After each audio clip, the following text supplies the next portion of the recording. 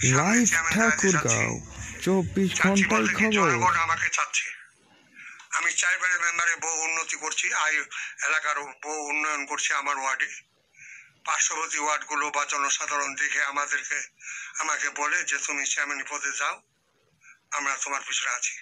সেই হিসাবে আমি চেয়ারম্যান একজন পদপ্রার্থী। আমিও চাচ্ছি আমার 7 নং আমজানখর ইউনিয়নে ডিজিটাল ইউনিয়ন উন্নয়ন করব এবং রোল মডেল হিসাবে চিহ্নিত করার চিন্তা ভাবনা করব। যে এই সীমান্ত এলাকায় ভারতের পার্শ্ববর্তী ইউনিয়ন, অবহেলিত ইউনিয়ন, এই ইউনিয়নের জনগণ হয়তো বহু সুবিধা থেকে বঞ্চিত আছেন। আমি সেই সুযোগ সুবিধা প্রতিটা জনগণের দরকারে বাড়ি পৌঁছায় দেওয়ার চিন্তা ভাবনা নিয়ে চেয়ারম্যানের প্রত্যাশী।